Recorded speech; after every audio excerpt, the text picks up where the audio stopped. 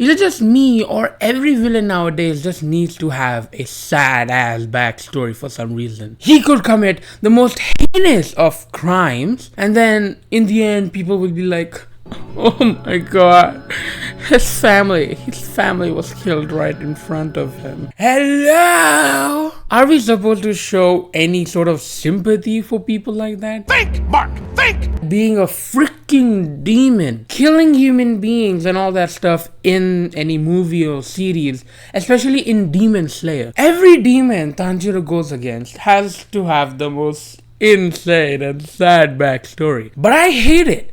I mean, when I see people crying over their backstory, I be like, I don't give a fuck. Because these guys are literally killing other human beings. I mean, if you really do have that sort of a backstory, just kill yourself. Walk into the sun, my dude. But no, these guys, they're killing people. And then, when these guys are like, my sister, we both used to have a great relationship. She got murdered one day by a demon.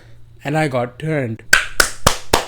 What a story. What a story, everybody. I don't know about you guys, but I'm having a real fatigue of these kind of characters who have these sobbing backstories. If I was a person and in front of me a demon just starts yapping about his backstory as to how he became a demon, I would be like, I don't give a fuck. Anyways, I start banging. You think you've bested me, but you have not done anything.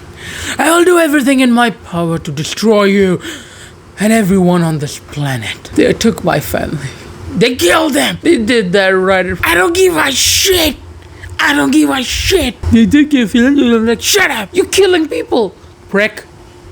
I prefer villains who do something for a reason. They do it for a reason. Like you can see Thanos. He's one of my favorite villains because the guy's unnerving into what he has to do. He does what he has to do. He doesn't have any sobbing backstory and he just wants to wipe out half of the universe. Banger of a villain. Alright, and just give him some great monologues. Banger of a villain, ladies and gentlemen.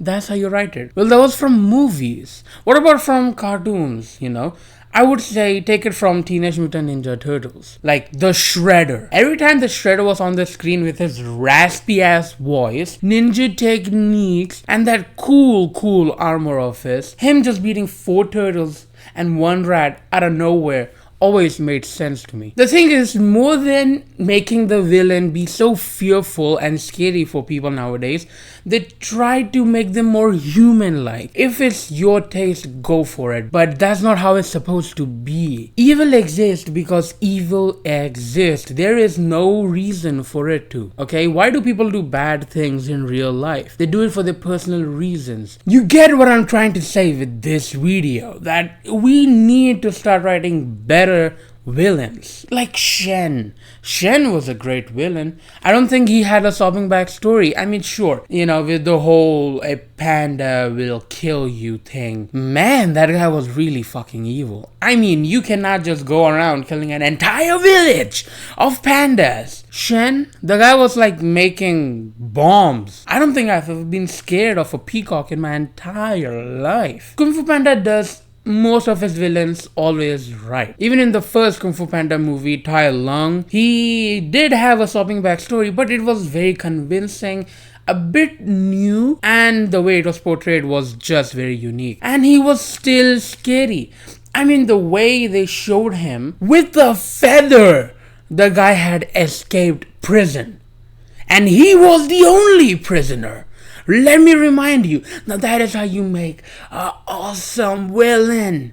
Post-production, before any one of you guys come after me in the comment section telling me as to how Joker is one of the most well-written characters of all time and he has a sad backstory and he is one of the greatest villains also. I 100% completely agree with you on this fact. Joker is one of the best villains ever written. Not just a villain, but one of the most best written characters I have ever seen also. But the Joker has multiple backstories across the freaking comics, and one of the best ones written has to be The Killing Joke, in which obviously he has tragedy all of his life. I mean, the dude cannot catch a fucking break even if he tried to, alright?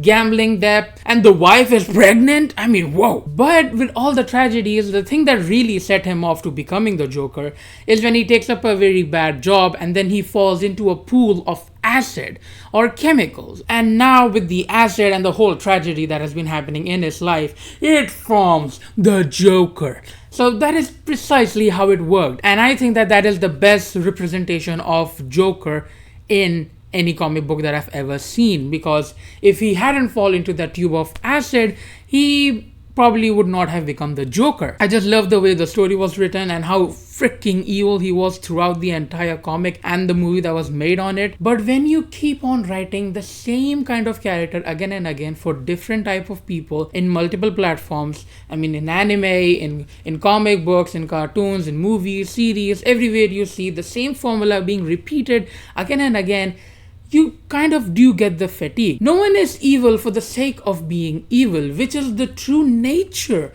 of being evil. So I'm not here saying that you should not be making characters like Joker anymore, but what I am saying is that maybe we could change a little bit, just a tad bit, and start making characters who are just pure freaking evil. I mean, characters that would just take candy from a baby because they're hungry and they want to really make that baby cry. Because that has to be the worst example for anything that I've ever given in my entire life. But you get the gist of it, right? But I have to say one thing before I end this video. The Joker. So evil. But even he pays his taxes on time. So people, you do too. Because there's nothing more evil than the IRS. I'll see you in the next one.